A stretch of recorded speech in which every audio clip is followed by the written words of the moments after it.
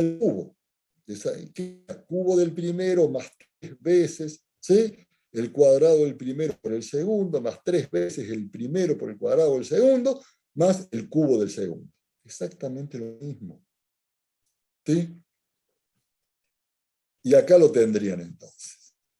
Sería 1 sobre 3 factorial, el x menos x0 al cubo. Acá sería la derivada 3 veces. Sería la derivada 3 veces en el punto. Directamente, que acuérdense de que acá tienen que trabajar con los intermedios. Por eso les digo, es un tema complejo, Taylor-McLaurin en 2 variables. Así que no es estudiarlo, no es leerlo acá y decir, ya lo sé. Estudiarlo es plantearse, tener el apunte a mano, el libro, el Piskunov, si están trabajando ahí es lo mismo, y sobre todo, y escribirlo. Y escribirlo varias veces hasta que le sale porque es complicado. ¿Sí? Y yo le doy más o menos las pistas que son más que nada son pistas mnemotécnicas, o sea, para que no sea memoria clásica, ¿no? Para más o menos ayudar un poco. Pero se recuerden entonces que son los desarrollos de los trinomios, de los binomios, al cuadrado y al cubo. ¿Sí? Pero el primer término serían los incrementos y el segundo término serían las derivadas. Con eso más o menos le va a ayudar mucho. ¿Por qué? Porque en este término complicado del medio van a tener derivadas cruzadas. En el primero la directa 2 veces y acá la directa 2 veces. Y acá pasa lo mismo en el término complementario. Algunos profes que somos menos malos le pedimos que no lo desarrollen, con que hagan esto bien, otros no. Entonces, 1 sobre 3 factorial, este término al cubo, esta derivada es 3 veces, el punto es el de sub 1. Acuérdense que tienen que ir metiendo los intermedios. Los de x los llamamos con epsilon, ¿sí? Y el de y lo llamamos con eta. Entonces, tiene lo suyo. Entonces, acá lo tienen, la de tercer orden, como recién le dije, x menos x0 va a ser al cubo, este es x, y la última va a ser el incremento en y al cubo, y. Y acá van a tener, como esta es 3 veces el cuadrado, x menos x, es el primero que x menos x0 al cuadrado. El y menos y0 quedaría a la 1. Y acá van a tener 2x y un y. Y acá van a tener 2y y un x. Pues van a tener x y y. ¿Sí? ¿Estamos? Eso es para ayudarlos un poco. Bueno, por supuesto que el resto tiende a 0 cuando n tiende a infinito. ¿Sí? Esta es la demostración de por qué. ¿Sí? Cuando n tiende a infinito, que es lo que yo le dije al principio, cuando n tiende, ¿qué significa n que tiende a infinito? Significa que yo estoy usando cada vez una cantidad mayor de términos. Estoy usando cada vez más términos, más cantidad de términos. Entonces, más me voy a aproximar con mi gráfica, más me voy a aproximar con mi polinomio a la función original. Por eso es que el resto tiende a 0. ¿Sí? Bueno, eso se demuestra con todo este lío que tienen acá. Rn tiende a 0 cuando n tiende a infinito. Esto es muy simple para empezar. X menos x0 era lo que llamábamos el delta x, y menos y0 era lo que llamábamos el delta y. Por supuesto que como hacíamos el dibujito, para tener el dominio, el delta s era la raíz cuadrada del incremento en x al cuadrado más el incremento en y al cuadrado. Raíz cuadrada entonces, incremento en x al cuadrado más el incremento de y al cuadrado. ¿Sí? Muy bien. Perfecto. Realizamos el mismo reemplazo. Y lo que hacemos, fíjense, acá hacemos varias cosas. Partimos de esta expresión, de R2. Entonces, directamente yo voy a tener acá, directamente, vamos a trabajar con los incrementos. Entonces, en vez de poner x menos x0, pongo delta x al cubo. ¿Sí? Delta x al cubo. Acá en vez de poner x menos x0 al cuadrado y menos y0, pongo delta x al cuadrado, delta y. O sea, es muy fácil. Es muy fácil. Hasta ahí eso es muy fácil. Yo reemplazo y escribo. Y después divido y multiplico por delta s al cubo. ¿Por qué? Bueno, porque lo necesito y para que no cambie la expresión. ¿No es cierto? Por eso tengo que multiplicar y dividir. Y lo escribo de esta forma, ¿ven? Yo acá puse este corchete y al final, afuera, hice el producto, una sola vez. Y el cociente, como son sumando lo que yo tengo acá adentro, tengo que afectar a todos y cada uno de ellos. ¿Sí? Entonces, todos los sumando, por supuesto, como siempre decimos. Entonces voy obteniendo esto. ¿Sí? Entonces, volvamos acá. Yo tengo el R3. ¿Cómo desarrollé esto? Directamente con la estructura, no algebraicamente, con la estructura del desarrollo de un binomio al cubo, que era el cubo del primero, 3 veces el cuadrado del primero por el segundo, 3 veces el primero por el cuadrado del segundo y cubo del segundo. Esa es la estructura que yo uso. ¿Sí? Y me da todo este chorizo largo que tengo acá. ¿Sí? Bueno. Lo que yo quiero demostrar ahora es que este resto tiende a cero cuando n tiende a infinito. Así me lo saco de encima, dicho rápido y pronto. ¿Sí? Pero tengo que demostrar. Entonces, bueno, yo sé que llamo delta x al incremento en x, delta y al incremento en y delta s al incremento total, ¿no es cierto? Muy bien.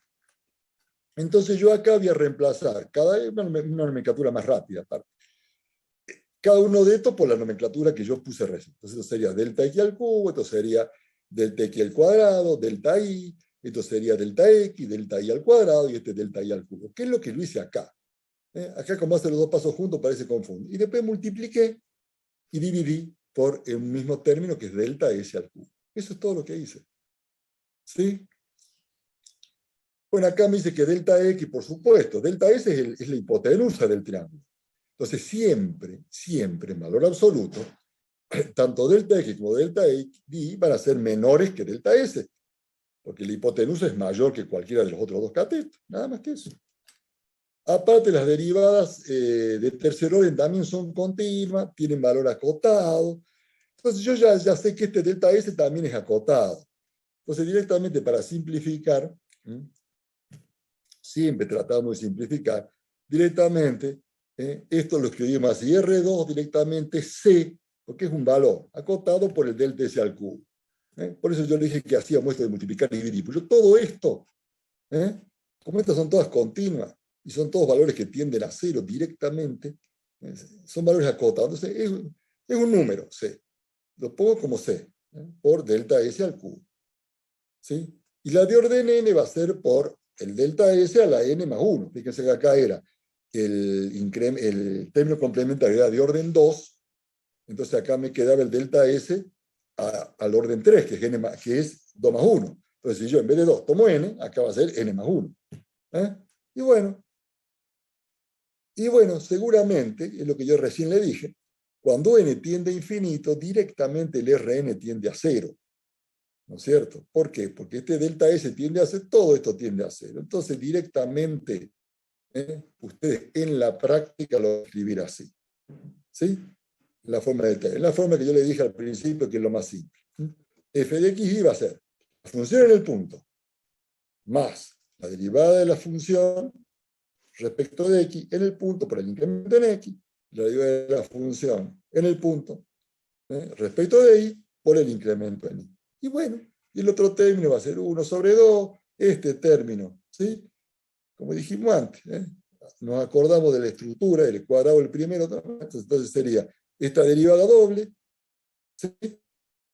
Respecto de x al cuadrado, y acá sería este delta x doble al cuadrado, acá sería dos veces los dos incrementos, delta x y delta y la derivada es la derivada cruzada. Y acá lo mismo. El último va a ser el delta y al cuadrado, y acá va a ser la i. Entonces, xy, i, y acá la xy. ¿Sí? Esa sería la forma de Taylor para n igual a 2. Muy, muy fácil. No tanto, dirán algunos y tienen razón. Lo que es difícil es desarrollar el complementario. Además, si ustedes recuerdan y asocian el desarrollo del binomio de segundo orden, ¿no es cierto? Lo asocian con lo que significa la forma de Taylor, es más o menos lo mismo. ¿Sí? Bueno. Acá puede representar la forma de Taylor. Esta es otra forma, que es usando la otra notación de derivada. Recuerden que ahí está esa complicación que yo le dije al principio. Lo que acá era f segundo xy, acá va a ser al revés, ¿no es cierto? que es lo que tiene acá, va a ser ix. Lo que acá es x y acá va a ser ix, porque se acuerdan que era al revés. Ustedes usaban esta notación. Entonces, ese es el problema. Pero bueno, ya lo saben, así que ahora que ya lo saben, entonces no tienen problema. Entonces, esta sería la forma de Taylor. Esa sería la forma general. Y acá es exactamente lo mismo, fíjense, exactamente lo mismo, que ya acá, en vez de usar esto, uso esto. Esta sería la derivada parcial respecto de x, esta sería la derivada parcial primera respecto de y. Esta sería la derivada parcial segunda respecto de x dos veces, esta acá sería la derivada parcial segunda, ¿no es cierto? De x y después de y, que lo pongo al revés.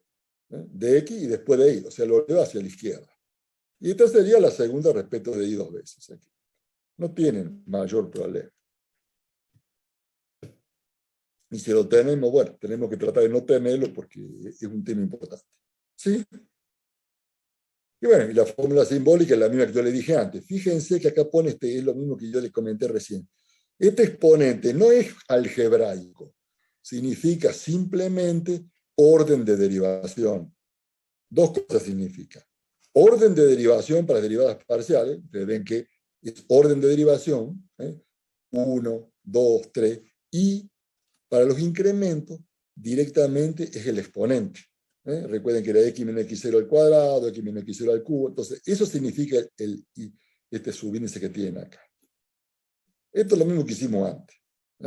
Cuando se acuerdan que hicimos la notación simbólica, que sería esta, y que va de 0 a n, 1 en vez de ser 1 sobre i factorial, acá tenemos la derivada, y el exponente i. ¿Qué significa? Cuando yo tomo este i, le voy dando los valores, i igual a 0, estoy en la función original x0. Cuando doy el valor 1, estoy en las derivadas primeras, estoy en estos términos. Cuando doy el valor 2, genero estos términos. Y bueno, y traten de que pare ahí, si no se complica bastante. ¿Se dan cuenta?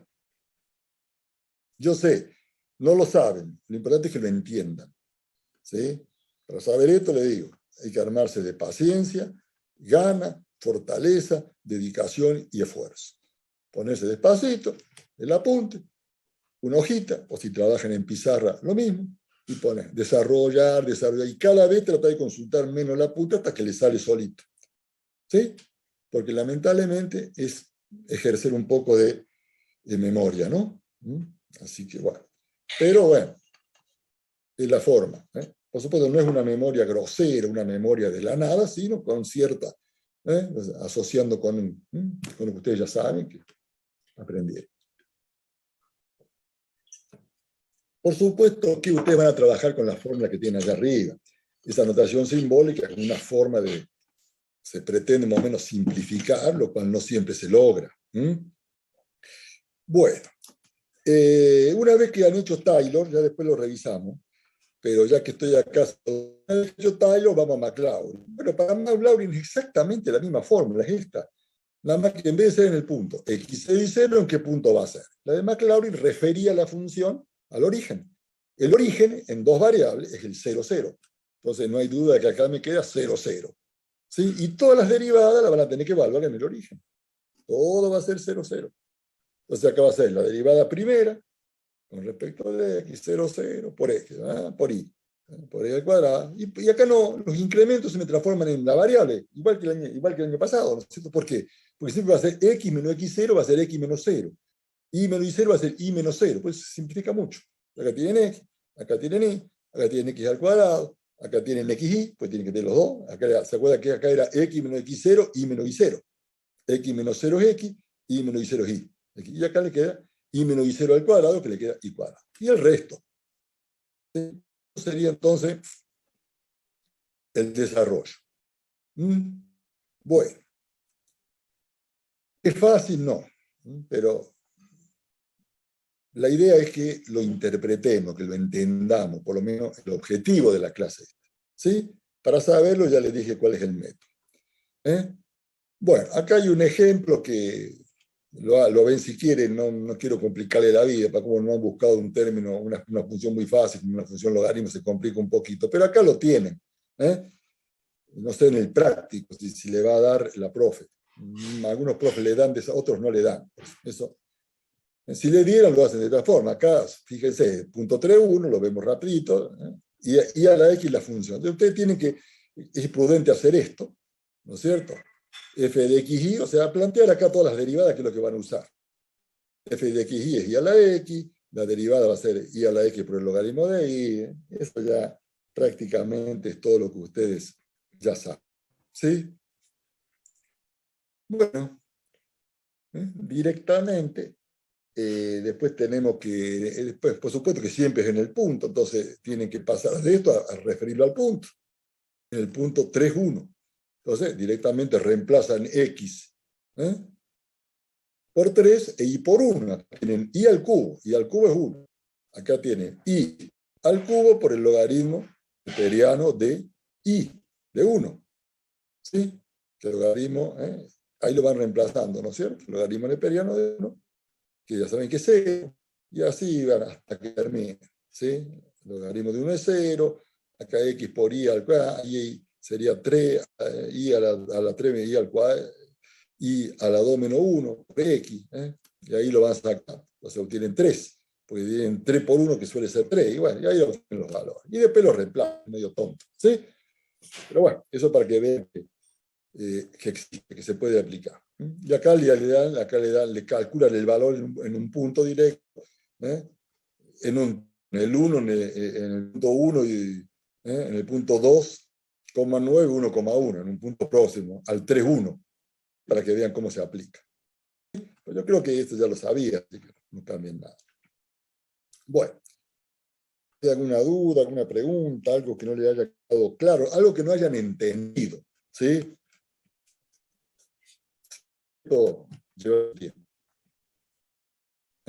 Yo leí uno de los temas que más les cuesta, porque como hay que, yo siempre he visto que tengan que usar memoria, pero a veces, por supuesto, cierta memoria hay que tener, una memoria para recordar los procedimientos, para recordar las propiedades, recordar el álgebra, ¿no es cierto? Pero acá hay un poco más.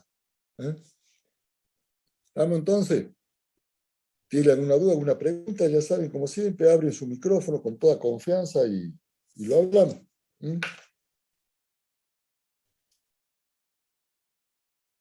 ¿No? Bueno, entonces rápidamente, dos variables independientes. Entonces, z de f de aquí era una función de dos variables, el punto P sub 0 era el punto que yo voy a tomar como punto de referencia en Taylor. En Maclaurin sería este punto. Y bueno, yo voy a considerar, por supuesto, como estoy en dos variables, tengo que considerar derivadas parciales, porque estoy en dos variables, y incrementos parciales. Entonces tengo que hablar de un delta x y un delta y. Aplicando los dos, tengo el delta S. Yo paso del punto P sub 0 al punto P mediante delta S, que se genera a través de un incremento delta X y un incremento delta Y. ¿Sí? Bien. Entonces acá yo me voy al viejo análisis 1 y digo, bueno, Z igual a F de XY es función de una sola variable, Y, X constante. Entonces me queda F de XY igual a F de X. X constante, así que siempre va a ser X. Y 0. Y acá el incremento del dx no va a existir, va a ser y menos y0 sobre 1, derivada respecto de la derivada, y siempre las derivadas van a ser respecto de y porque es mi única variable. Y después acá se complica, cada uno de estos que tengo que volverlo a derivar, ¿sí? Pero respecto de x para tener en cuenta que yo estoy en dos variables. Entonces, derivo. Entonces ahí, por eso que yo tengo acá x y 0, entonces acá la variable es x, por eso que acá los incrementos van a ser x. Y las derivadas van a ser ahora respecto de x. ¿Pero de qué derivada? Y de la función. Entonces, respecto de x dos veces, de x tres veces. Y después acá, cuando yo lo que voy a derivar, cuando yo voy a desarrollar la función derivada respecto de y, bueno, lo tengo que hacer ahora respecto de x, por eso que acá ya me aparece la cruzada, ¿ves? Estas son todas cruzadas. Y lo mismo acá. Y acuérdense de los puntos intermedios que voy generando, ¿no? Acá el epsilon 1, acá el epsilon 2, acá el epsilon 3. ¿Sí? Y bueno, ahí lo tienen. Y después llevo todo eso a la primera expresión y ahí se arma el gran lío. Entonces yo le di esta formulita que es el desarrollo de ese gran lío. Entonces, acá tengo la función en el punto, más las derivadas primera por los incrementos a la 1, o sea, x menos x0 a la 1 por la derivada primera, respecto de x en el punto, más el incremento en y por la derivada primera en y con el punto, más, y después tengo el último, 1 sobre 2 factorial, y bueno, tengo el incremento al cuadrado y la derivada doble. Más 2 veces el delta x y el delta y por la derivada cruzada, más el incremento al cuadrado por 2 veces la derivada directa al cuadrado. ¿Sí? Entonces recuerden, estructura del binomio al exponente n. En este caso a la 1 y acá al cuadrado. Eso para que sepa. El término complementario dijimos que era considerar un orden más. Si acá tenía 2, acá va a ser 3. Entonces, en vez de binomio, va a ser trinomio. La fórmula que ya saben. ¿Sí? Bueno, acá hacemos el reemplazo que siempre les cuesta. Por eso es que le insistí. Acá reemplazan de x menos x0 por delta x, este por delta y. Indudablemente después multiplican y dividen por delta s al cubo. Multiplican acá y dividen cada uno. ¿Sí? Entonces directamente, como el valor absoluto de los incrementos de x va a ser más pequeño que el de la hipotenusa, directamente reemplazan esto por un numerito c porque es acotado. Entonces obtienen c por delta s al cubo. Y bueno, como tiende a infinito, dijo, y bueno, entonces la forma de Taylor le queda así, que es la que van a usar ustedes. Y Maclaurin, recuerden que la simplificamos bastante porque directamente evaluamos 0. Bueno, no hay más preguntas. Vamos a empezar entonces con el tema que es para el cual hicimos esto, que es máximos y mínimos relativos de una función de 2 variables independientes. Yo hoy le voy a hacer una introducción al tema para que sepamos qué cambia respecto a lo que ya sabían. ¿No sé? Y en la próxima clase vamos a entrar en profundidad porque tenemos que desarrollar un determinante que se va a llamar el hessiano. Es complicado el tema, ¿sí? Entonces, vamos a volver, y más ahora que va a ser presencial el parcial, donde ahí sí le van a exigir que hagan el desarrollo del hessiano, entonces se complica. Vamos entonces a máximo y mínimo relativo de una función de 2 variables independientes. ¿Sí? ¿Qué era el máximo relativo de una función de una variable? Bueno, era el mayor valor que alcanzaba la función en un punto del dominio, en un entorno inmediato. ¿Qué pasaba si yo me iba de ese entorno? Por eso que era máximo y mínimo relativo. Y el absoluto era el mayor intervalo. Acá pasa. El año pasado era fácil, pues yo tenía una gráfica, una línea. Entonces, directamente, yo veía dónde alcanzaban los mayores valores y ese era el máximo. O los menores eran los mínimos. Pero acá, la gráfica de una función de 2 variables, no hablemos de 3, de 2 variables, la gráfica de una función de 2 variables va a ser una superficie en el espacio. Entonces, bueno, acá le puedo dar una aproximación geográfica. Es como si ustedes sobrevuelan con un dron y ustedes van viendo abajo una zona montañosa, ¿no es cierto? Supónganse que con un dron atraviesan la cordillera de los Andes. Bueno, ustedes van viendo que van teniendo que la superficie, que es la corteza terrestre, va tomando distintos valores máximos y mínimos en la cordillera, y si pasan cerquita de Aconcagua, van a ver que ahí va a tener un máximo absoluto, porque va a ser el mayor valor que obtiene el intervalo que ustedes hagan, supongamos, de Mendoza a Santiago, de Chile, ¿no es cierto? Entonces, ese es el máximo absoluto de la Aconcagua.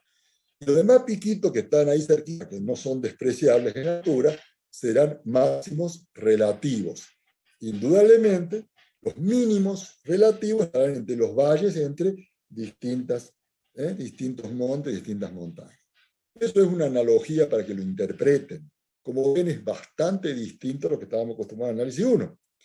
Y se complica un poco el calcularlo, ¿no es cierto? El año pasado era fácil, yo anulaba la derivada primera y buenas noches. Pero veía cómo variaba la derivada primera, si pasaba de positivo a negativo. Tenía el máximo, negativo a positivo, tenía el mínimo. Y ya está.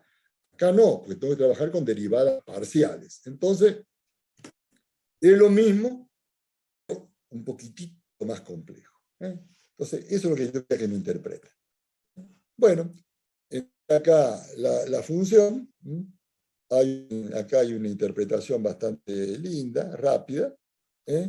ustedes tienen una función z igual a f de x, y recuerden que el incremento de la función es f, el incremento, el incremento era f de x0 más delta x y su 0 más delta y. Menos lo llamamos delta z nosotros. El incremento de z era el f más x0 más el incremento, y 0 más el incremento, menos f sin incrementar.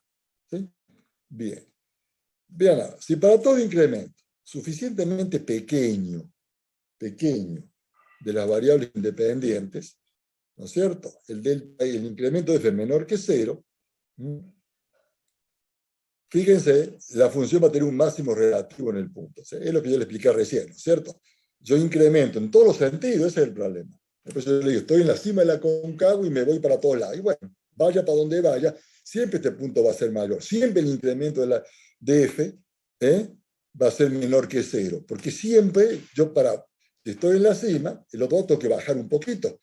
Considerado de la línea de referencia, que sería el nivel del mar, yo voy a estar a menor altura, entonces estoy restando un valor un poco más chico de un valor más grande, entonces siempre va a ser negativo. Por eso es que siempre el delta f va a ser menor que 0. Y al revés el mismo, yo estoy en el valle entre distintas montañas, voy a tener exactamente al revés. El incremento siempre va a ser mayor que 0, pues yo estoy en la parte más baja, entre dos montañas, apenas me muevo un poquito en cualquier dirección, voy a tener un valor más alto. Entonces yo cuando haga la diferencia, voy a restar de un valor más grande un valor más chico. Si entienden eso, ya dominan máximo y mínimo relativo, el concepto. Bueno, es el mismo. ¿Sí? Máximo relativo es el mayor valor que toma dentro, considerando un intervalo, ¿no es cierto? Dentro de un intervalo sería el relativo en un entorno alrededor del punto. O sea, estoy en la Aconcagua y bueno, me moveré un poquito alrededor. En cambio, el absoluto es como le dije antes, sería si yo considero una circunferencia, por ejemplo, cuyo diámetro es la distancia Santiago-Córdoba, si quiere. Entonces, bueno, ahí voy a tener otros mínimos relativos, acá en las sierras grandes, tendré el Champaquí, ahí bastante más chiquitito, ahí tendría un máximo relativo bastante más chico. ¿Se dan cuenta? Ven que ahí, con esa idea, creo que se interpreta bien. Bien. Hasta acá todo muy lindo. El más grande va. Después, si son más de dos variables, ahí la cosa, como yo le dije antes, se complica, ¿no es cierto? Bueno, y acá tienen entonces un poquitito del tema. Acá tienen un lindo ejemplo. Fíjense, siempre buscamos una función fácil, ¿no es cierto? Para que, un paraboloide, tienen directamente la representación gráfica, sería este que tienen acá, de revolución. Y bueno, el paraboloide de revolución sería la representación gráfica de la función z igual x cuadrado más y cuadrado. Entonces, fíjense qué pasa en estos valores van a ser siempre positivos. Entonces, en este punto voy a tener el mínimo. El ejemplo que yo le doy sería ese valle que yo tengo entre montes, ¿no es cierto? Y bueno, en este caso es una figura totalmente simétrica, una figura geométrica. Entonces, acá tenemos un mínimo. ¿Por qué? Porque yo apenas me mueva de 0, los valores que va a tomar la función, ¿no es cierto? Apenas me mueva de 0, los valores que va a tomar la función van a ser más grandes. Entonces, cuando yo hago el incremento, supóngase que yo me muevo acá, el incremento va a ser del x y del t positivo. El incremento que voy a tener yo de la función va a ser siempre mayor que 0. Fíjense, yo estoy acá, me voy, siempre la función va a valer menos. Va a valer menos en este punto, entonces va a ser un mínimo. Bien. Bueno, eso es el concepto que yo quería que más o menos les quede claro. ¿Sí? Ese sería el concepto para que más o menos nos quede claro. Entonces, fíjense muy bien cuál es la idea de máximo y mínimo. Y cómo es entonces, en la próxima clase vamos ya directamente a hablar de la condición necesaria para existencia de extremos, ¿no es cierto? Directamente. Eso va a ser, bueno, esa sería la próxima clase, que ahí vamos a saludar todo el SA, no vamos a llegar ya a la conclusión. ¿Sí? Bien. Entonces, bueno, ya les dije, en principio la próxima clase la van a tener todavía conmigo y todavía la van a tener por esta vía. ¿Sí? ya vamos a coordinar con la docente, la designaron esta mañana, hace un rato, a las 12, la docente que me va a reemplazar, así que bueno, yo ya coordino con ella a ver cómo hacemos de ahí en más, y bueno, ya con ella manejarán el tema de lo que es la presencialidad y la fecha del primer parcial. ¿Sí? Y la fecha del primer parcial. ¿Estamos? Bueno, a ver, entonces, revisando este concepto que vimos, máximo y mínimo relativo de una función de dos variables. Como le dije antes, el concepto es el mismo. Es el mayor valor que va a alcanzar la función en un entorno alrededor del punto en consideración. El máximo. Y el mínimo es cuando la función toma el valor menor que todos los que la rodean, ¿no es cierto? Ese sería en el caso variable, o más. Siempre el mayor y el menor. Lo que pasa es que, claro, el año pasado, como le decía recién, era una gráfica, una línea, era muy fácil. Yo me movía, me acercaba desde la derecha, desde la izquierda, así era el mayor valor. Acá no. Acá me tengo que acercar desde infinitas direcciones, que es la forma en que yo me puedo acercar a lo largo de una superficie, de un punto al otro. A lo largo de la línea no hay duda. Desde la derecha y desde la izquierda. Acá no. Son infinitas las posibilidades. Entonces hay que hablar de incrementos. Bueno, acá tenemos el incremento de z, que sería esto. Bueno, si yo estoy en un máximo, apenas yo me mueva, el valor que yo voy a alcanzar va a ser menor. Entonces, cuando yo haga el incremento, va a ser menor que 0. Entonces, la condición es la misma. Incremento de la función menor que 0, máximo. Incremento mayor que 0, mínimo. ¿Sí? Por supuesto, son relativos locales, porque solamente hay. ¿Sí? Y de absolutos son cuando son en un intervalo en todo. Bueno, ya que tenía el ejemplito, próxima clase ya desarrollaríamos Lesiano, el punto silla, todo este lío que tiene acá con todo este desarrollo. Bueno, jóvenes, un gusto como siempre haber compartido una clase más. Ya estamos en las últimas. No sé si tienen alguna duda, alguna consulta. ¿Sí? ¿Nada? ¿Seguro? Bueno, seguro que no hay nada. Bueno, cualquier duda, consultas que les aparezca en la semana, si revisan un poco los temas, ya saben, la hacen por los canales habituales. ¿Sí? Y bueno, si no, ya la próxima clase tienen la posibilidad también de consultar sobre este tema, lo anterior o lo que necesiten, o lo que necesiten. ¿Sí? Y bueno, nos vemos entonces en principio, misma hora, mismo canal. ¿Sí? Cualquier duda, cualquier diferencia que surja, bueno, le avisaremos, le avisaremos por los canales habituales, así que nos hagan yo, para más seguridad se lo comunico por el grupo y listo. ¿Sí? Así que bueno. Perfecto, profe. Muchas gracias. Gracias entonces y que tengan una muy buena semana. Nos vemos el lunes. Gracias. Chao, chao.